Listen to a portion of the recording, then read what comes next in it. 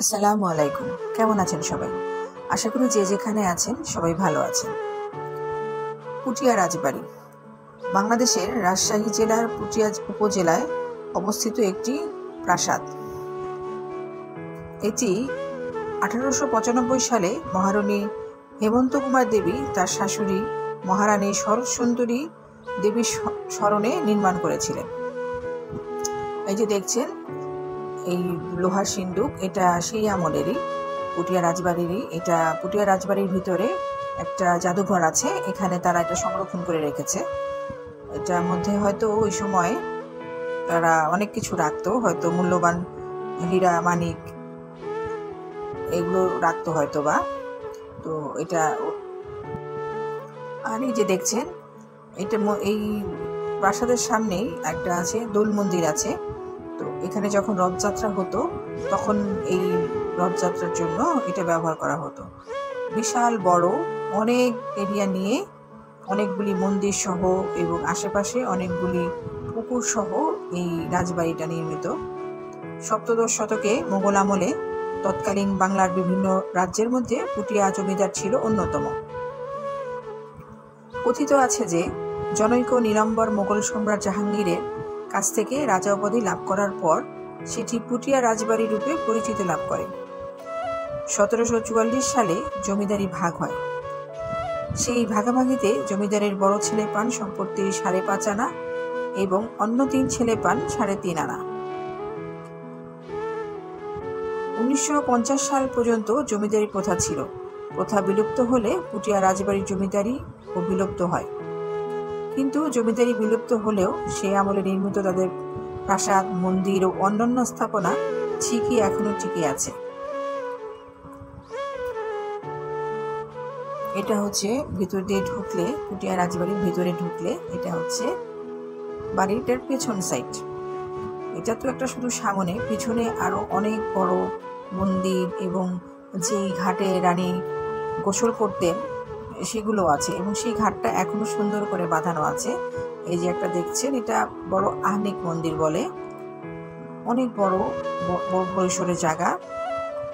এই যে দেখেন লাল ইটের তৈরি, এখনো কিছুটা কিছু বোঝা যাচ্ছে যে সে আমলে এই জিনিসগুলি কিরকম ছিল, কিরকম কারুকার্য ছিল। তখনকার মানুষ খুব শৌখিন ছিল, রাজারা অনেক শৌখিন ছিল। তারা তাদের বাসভবনের জন্য অনেক দূর দূর থেকে যেটা সুন্দর হতো জিনিস, সেই জিনিস নিয়ে এসে তারা তাদের বাসভবনে স্থাপন করত যাতে আরো সুন্দর লাগে দেখতে। রাজাদের ব্যাপার তো, অনেক টাকা পয়সা ছিল, প্রজাদের ঘামে ঝরা, সবই ঠিকই আছে, কিন্তু কথাগুলি বদলে গেছে। এখনো সেরকমই হচ্ছে আমাদের দেশে। রাজার প্রজা ব্যাপারটা কিন্তু এখনো আছে, রানী রাজা রাজার ছেলে এই ব্যাপারটা এখনো আছে, কিন্তু শোষণ করার ধরনটা পাল্টে গেছে, কিন্তু শোষণ কিন্তু ঠিকই আছে। আর পুঠিয়া রাজবাড়ির আশেপাশে কিন্তু 6টি রাজদিঘি আছে। দিঘিগুলি অবশ্য অনেক বড়, আমি কিছুক্ষণ পরেই আপনাদেরকে একটা দেখাচ্ছি। প্রত্যেকটা দিঘির আয়তন 6 একর করে, বোঝেন অবস্থা। মন্দিরও আছে 6টি। সবচেয়ে বড় মন্দির হচ্ছে শিব মন্দির।